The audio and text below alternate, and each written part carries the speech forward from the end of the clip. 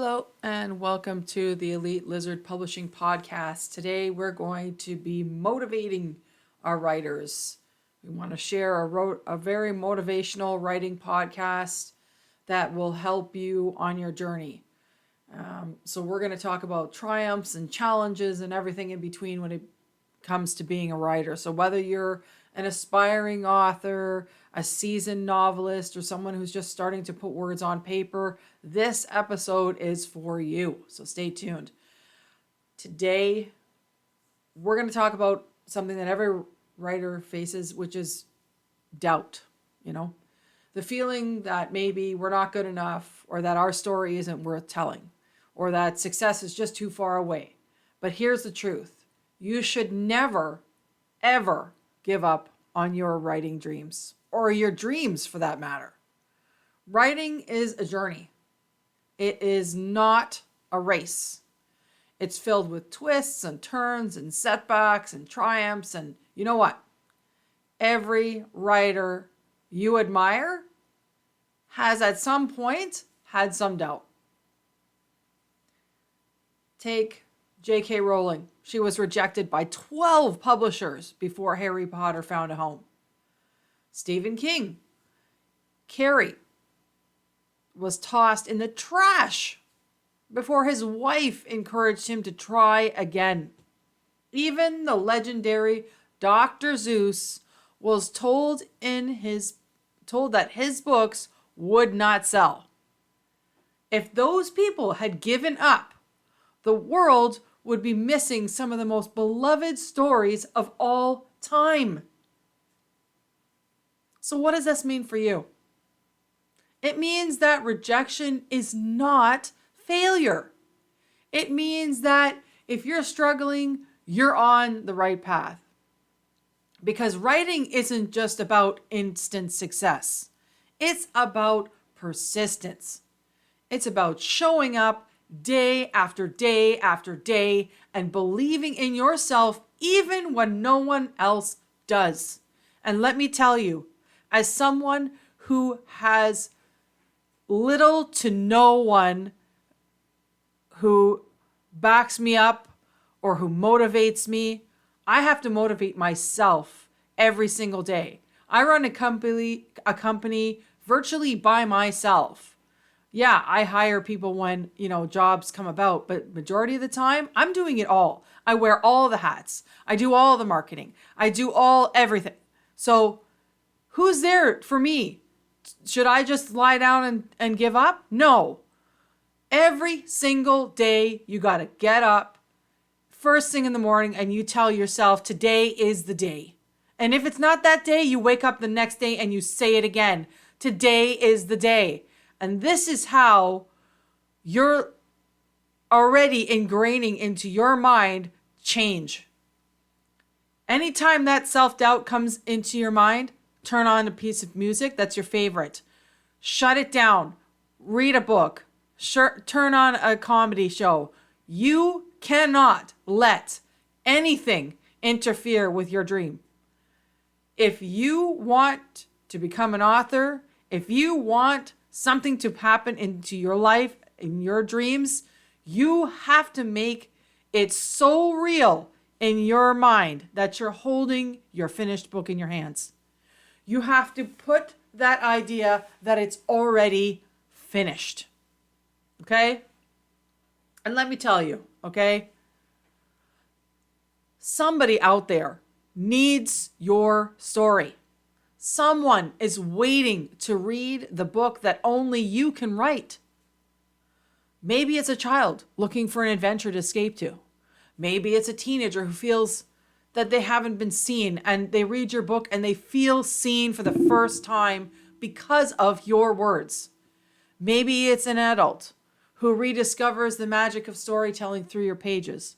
Maybe you've inspired them through some of the things that you've gone through in your life. Write about it. You have every right to have a voice, to shine, to be leaving a mark on this world. We all have a reason to be here. Whatever your desires are telling you, whatever that itch is, it's urging you to fulfill it. And it's because you are meant to do this. If it wasn't meant to be, you would go, and then just let it go. But if it's something in the back of your mind that you cannot let go and it's still there, then pursue it. Because they'll never get to read it if you stop now, right? So what do you do when doubt creeps in? First of all, you write. Even if it's messy, even if it's not perfect, even if nobody ever reads it but you, write it because you love it, because you have to get it out on paper. Second, you want to keep learning. You want to read books, take courses, join a writer's group. Surround yourself with people who will inspire you, who are at the level where you want to be. Growth as a writer never stops. Growth as a human being never stops. Third, I want you to remind yourself, why did you start in the first place? Why did you feel compelled to start writing in the first place? What made you want to write in the first place? Hold on to that feeling because it is powerful and that's what will motivate you to get through. Just like writing and any other dream that you want, hold on to it because that is what's going to get you through those days where you can't even get out of bed and you figure, why is it even worth it? You know why? Because that urge, that compelling reason, that whole understanding that you picked up a pen in the first place is your reason. Now, time is going to pass away, right? Time is always moving. We never stay still. So why are we spending it not creating something that matters? Your story matters. Your words matter. And one day you're going to look back on this whole journey and you're going to be so proud of yourself that you never gave up. Now, here's your challenge today. I want you to take one step forward towards your writing dream. I want you to write one page, one outline of an idea, or submit your manuscript. Do something, no matter how small it is, because that step is a step forward. It either teaches you a lesson or it makes you pivot in a different direction, but never the dream. The dream remains there, but if you've got to pivot a number of times to get to where you want to be, then do that. Because I believe in you. I think you've got this. And you know what? You have to remember that you are a writer. If you say you're something and you attach I am, that is the most powerful thing you could do. So believe in yourself. Say, I am a writer. I am an author. I am whatever it is that you desire to be. And keep going, keep writing, and please don't ever, ever, ever give up. Because if I listened to half the people who only wanted to see me fail, if I listened to them, I would be nowhere today. Right now, I own a publishing company, and I built it on my own, and I did it on my own. And you know what? I am proud that I've done that. I am almost 3 years in. I have over 20 authors. We've got published, between everyone, we've got about 80 books. I mean, I have accomplished things that people only dream about. I mean, I'm still not even close to where I want to be. And, you know, I've already published almost 30 books because I'm not giving up either. I believe that my stories have something fulfilling for someone. And if one person reads it and their life has been changed by it, then it was worth it. It was worth everything. So please don't give up on your dreams. And I want you to make sure that you continue on this path. Tomorrow, when you get up and you don't feel like you're worthy, look yourself in the mirror and say to yourself, I am enough. And I am smart enough. And I am intelligent enough. And I am a writer. If that is what you want to be, then you desire that, then act as if you are one already. And let me tell you, I'm going to tell you a quick little story about my life. I never used to be in publishing at all. how did I get into publishing? Well, I got into it. Firstly, I started painting pet portrait paintings, believe it or not. I started painting that and everybody loved it. I was making great amount of sales. People all over the community were, impressed with my skills. And then all of a sudden, I had this faint idea of like, why couldn't I do more? Why is it only pet portraits that I can do? And then I kind of let it go and I continued to paint. And all of a sudden I got this message from an author that said, I really like your painting style. Would you be interested in doing a children's book? And I thought, a children's book? Man, that's going to be like several pages of me trying to do the same character. And I got all, was starting to panic. And I was thinking to myself, I don't know if I can do it, but I'm going to try it anyways. So I did. I did my first book, and it was the most thrilling, rewarding thing that I had ever done. And that was it for me. I was like, you know what? I'm a children's book illustrator. And that's when I just started telling myself, yep, I'm a children's book illustrator. And I would walk around and tell everybody, I'm an illustrator. Did you know that I'm a children's book illustrator? And people were like, really? How many books have you done? I just want just the one. And everyone's like, oh, so do you work for a publishing company? I went, no. And they're like, oh, okay. And I was like, you know what? I'm going to go look and see if I can find one. And sure enough, I found one. In 6 months, I was working for a U.S. company as a children's book illustrator. And I've illustrated since then hundreds of books, not only with that company, but as an individual. I did my own services on the side, and I illustrated books for people. So now I was an illustrator. Then I got a little jealous of some of the people I was doing illustrations for. I was looking at their stories and I'm going, I could write a book. I could do I could do this. So I thought to myself, well, why not? Why not? I had no idea what I was going to write. I was like, I'd have no time. I was, raising my 2 children who were both special needs. One had autism, the other one had ADHD.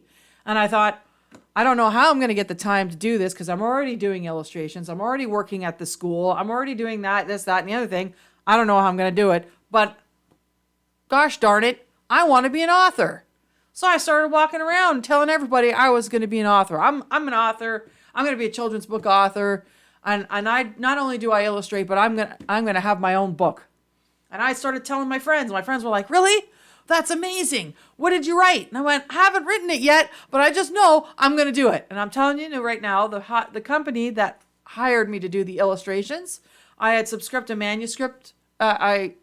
a manuscript to my boss. And I said, I know, I've never really done this and I'm just an illustrator, but I thought maybe you could give it a look.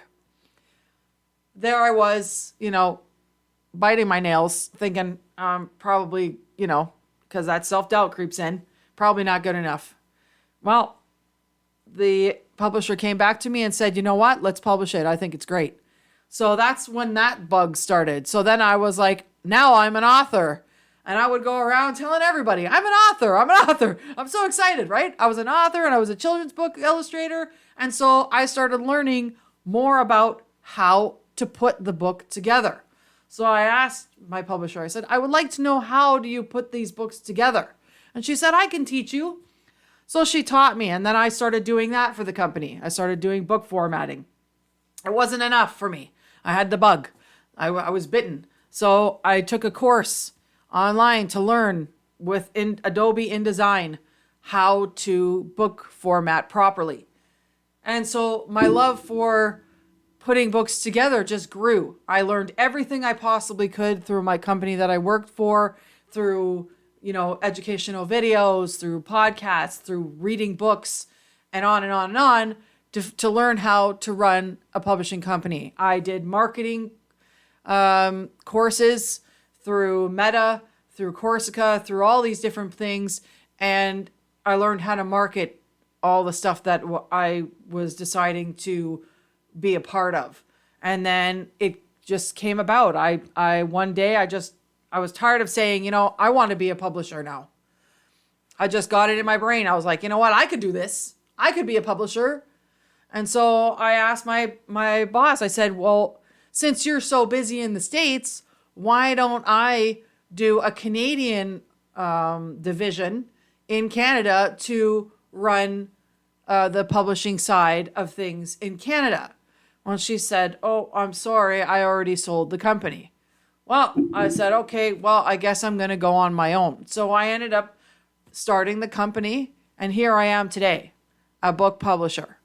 I mean, think about the steps that it came to this. You know what I mean? Like anything you tag on as I am has so much power. It's unbelievable. And if you can convince your subconscious mind that you are something, it will do whatever it can to make that a reality for you.